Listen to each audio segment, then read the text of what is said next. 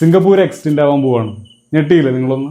അതായത് സിംഗപ്പൂരിലുള്ള ആൾക്കാർ, സിംഗപ്പൂരിയൻസ് എന്നൊക്കെ നമ്മൾ വിളിക്കുന്ന അവിടെയുള്ള ജനതയ്ക്ക് വംശനാശം സംഭവിക്കാൻ പോകുന്നു എന്നാണ് എലോൺ മസ്ക് പറയുന്നത്.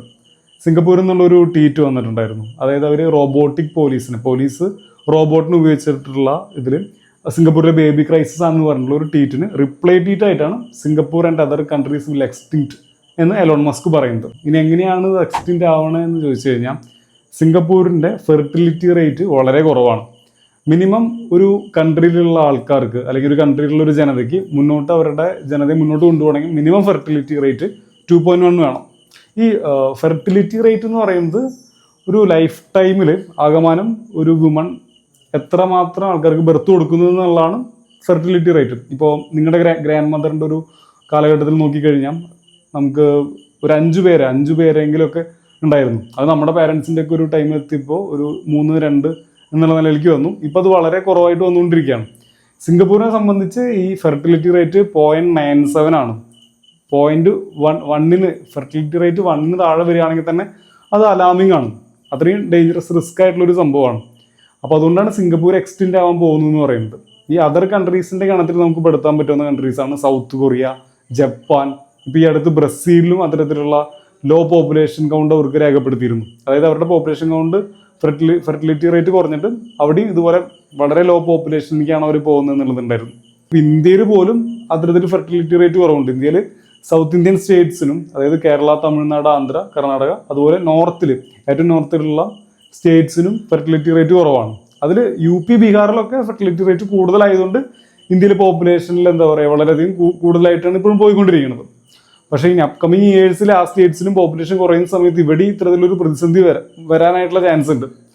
ഇങ്ങനെ ഫെർട്ടിലിറ്റി റേറ്റ് കുറയുക, അതായത് കുട്ടികൾ ഉണ്ടാവാതിരിക്കാനായിട്ടുള്ള അവസ്ഥ എന്ന് പറയുന്നത് കൂടുതലും ഇതിന്റെ കാരണമായിട്ട് പറയുന്നത് കോസ്റ്റ് ഓഫ് ലിവിങ് ആണ്. ഒരുപാട് കോസ്റ്റ് കൂടിയ കാരണം അവർക്ക് കുട്ടികളെ വളർത്തി വലുതാക്കാനായിട്ടുള്ള ഒരു സാഹചര്യം, ഒരു കൃത്യമായിട്ടുള്ള സാഹചര്യം അവർക്ക് കിട്ടുന്നില്ല എന്നുള്ളതാണ് പറയുന്നത്. സിംഗപ്പൂരിനെ സംബന്ധിച്ച് അല്ലെങ്കിൽ ബാക്കിയുള്ള കൺട്രീസിലൊക്കെ ഉണ്ടാകുന്ന ഈ പ്രശ്നത്തിന്റെ വലിയൊരു കാരണമായിട്ട് പറയുന്നത്. ജോബ്സ് കൂടി, അതുപോലെ ലൈഫ് സ്റ്റൈൽ മാറി, കൾച്ചറിലൊക്കെ വലിയ രീതിയിലുള്ള ചേഞ്ചാണ് ഉണ്ടായിട്ടുള്ളത്. അപ്പോൾ ഈ ഒരു ലൈഫ് സ്റ്റൈലൊക്കെ മെയിൻറ്റെയിൻ ചെയ്ത് കൊണ്ടുപോകാൻ തരത്തിലുള്ള ഒരു കോസ്റ്റ് ഒരാൾക്ക് എടുക്കാൻ പറ്റുക, അല്ലെങ്കിൽ കുട്ടികളെ വളർത്തി കൊണ്ടുവരിക എന്നൊക്കെ പറയാനുള്ള വ്യത്യസ്തമായിട്ടുള്ള കൾച്ചറിൻ്റെ വ്യത്യസ്തമായിട്ടുള്ള മനോഭാവങ്ങൾ വന്നു. മുമ്പൊക്കെ എങ്ങനെയാണെന്ന് വെച്ച് കഴിഞ്ഞാൽ, മുമ്പുള്ള കാലഘട്ടത്തിൽ ഇപ്പോൾ നമ്മുടെ നാട്ടിലായാലും ഒരു കുട്ടി ഉണ്ടാകുന്ന സമയത്ത് ആ കുട്ടി അവരെ നോക്കുന്നുള്ള ഒരു കൾച്ചറാണ്, ആ കുട്ടി അവരെ തിരിച്ച് നോക്കും എന്നുള്ള രീതിയിലുള്ള ഒരു അഷുറൻസ് ആണ് ഉണ്ടായിരുന്നത്. ഇന്നത് മാറി, അതിൽ വലിയ മാറ്റം വന്നു. സിംഗപ്പൂരിനെ സംബന്ധിച്ച് സിംഗപ്പൂർ വളരെയധികം ഡെവലപ്ഡ് ആയിട്ടുള്ള ഒരു നാഷൻ കൂടിയാണ്. അപ്പോൾ അവിടെ ജീവിച്ച് പോകണമെങ്കിൽ ഉള്ളൊരു കോസ്റ്റ് ഓഫ് ലിവിങ് വളരെ അധികമാണ്. അവർക്ക് അവിടെ അതിൻ്റെ കൂടെ കുട്ടിയെ വളർത്തുക എന്ന് പറഞ്ഞ ഒരു രീതിയിലേക്ക് അതുകൊണ്ട് തന്നെ കുറേ പേര് അത് പ്രിഫർ ചെയ്യുന്നില്ല. പിന്നെ വലിയൊരു കാരണമായിട്ട് അവർ ചൂണ്ടിക്കാട്ടുന്നത് അവിടെ ഈ വിമൺ എഡ്യൂക്കേഷൻ കാര്യമാണ്. മുമ്പൊക്കെ അവർ കല്യാണം കഴിച്ചിരുന്ന പ്രായത്തിൽ നിന്ന് മാറിയിട്ട് ഇപ്പോൾ കൂടുതൽ എഡ്യൂക്കേറ്റഡ് ആയിട്ട് പോയിക്കൊണ്ടിരിക്കുമ്പോൾ അതും ഇത്തരത്തിൽ വിവാഹം നടക്കാത്തതൊക്കെ കുട്ടികളില്ലാതിരിക്കാനുള്ള ഒരു കാരണമായിട്ടാണ് അവർ ചൂണ്ടിക്കാട്ടുന്നത്. ഇതിന് പരിഹാരമായിട്ട് ഇതുപോലുള്ള രാജ്യങ്ങൾ നടപ്പാക്കുന്ന പദ്ധതികൾ, ഇപ്പോൾ ചൈനയിലും ജപ്പാനിലൊക്കെ നടപ്പാക്കുന്ന പദ്ധതികൾ എന്താണെന്ന് വെച്ച് കഴിഞ്ഞാൽ, പാരൻസ് രണ്ടുപേരും ജോലിക്ക് പോകുന്ന സമയത്ത് ഒരു കുട്ടി ഉണ്ടാകുമ്പോൾ ആ കുട്ടീനെ നോക്കാനായിട്ട് മെറ്റേണിറ്റി ലീവ്, അതുപോലെ തന്നെ ആണുങ്ങളുടെ കേസിൽ പെറ്റേണിറ്റി ലീവ് നിർബന്ധമായിട്ട് കൊടുക്കണമെന്ന് കമ്പനികളോട് പറയാണ് ഇത്തരത്തിലുള്ള രാജ്യങ്ങളും.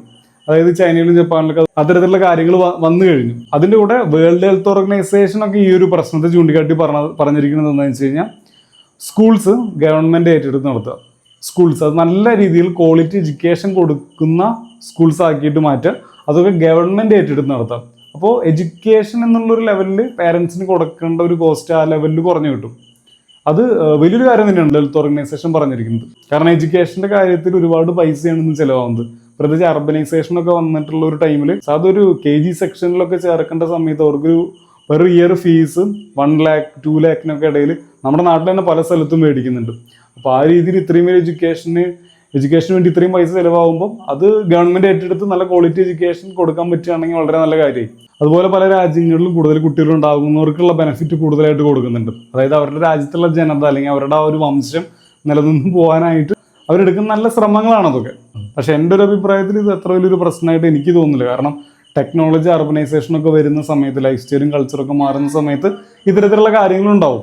പക്ഷെ ടെക്നോളജി വെച്ചിട്ട് തന്നെ ലൈഫിൽ ക്രിയേറ്റ് ചെയ്യുന്ന തരത്തിലേക്കൊക്കെയുള്ള ടെക്നോളജികൾ ഇപ്പോൾ വന്നിട്ടുണ്ട്. ഉദാഹരണമായിട്ട് പറഞ്ഞു കഴിഞ്ഞാൽ, ജർമ്മനിയിലുള്ള സയൻസ് കമ്മ്യൂണിക്കേറ്റർ ആയിട്ടുള്ള അഷിം അൽ ഗലീലിയുടെ നേതൃത്വത്തിൽ ആർട്ടിഫിഷ്യൽ ആയിട്ടുള്ള ഗർഭപാത്രങ്ങൾ ഉണ്ടാക്കുന്നുണ്ട്. ഇത് ശരിയാണോ തെറ്റാണോ എന്നൊക്കെ ചോദിച്ചു കഴിഞ്ഞാൽ അതൊക്കെ സയൻസ്, ദൈവം, മനുഷ്യൻ എന്നുള്ള രീതിയിൽ ഡിബേറ്റബിൾ ആയിട്ടുള്ള ടോപ്പിക്സ് ആണെങ്കിൽ പോലും ഒരു പരിധി കഴിഞ്ഞ് ഇനിയും ടെക്നോളജിയിൽ അപ്ഗ്രഡേഷൻ ഒക്കെ ഉണ്ടാകുന്ന സമയത്തും ഇത്തരത്തിൽ ജീവന് വേണ്ടിയിട്ടുള്ള കാര്യങ്ങൾക്ക് ടെക്നോളജി ഉപയോഗിക്കപ്പെടുക തന്നെ ചെയ്യും. എന്തായാലും ഈ ഒരു വിഷയത്തിൽ നിങ്ങൾക്കുള്ള അഭിപ്രായങ്ങൾ കമൻ്റായിട്ട് രേഖപ്പെടുത്താം. ഇതുപോലെ വിഷയങ്ങൾ ചർച്ച ചെയ്യുന്ന നിങ്ങളുടെ കൂട്ടുകാർക്ക് ഈ വീഡിയോ അയച്ചു കൊടുക്കുക. അപ്പോൾ അടുത്ത വീഡിയോ കാണാം. താങ്ക്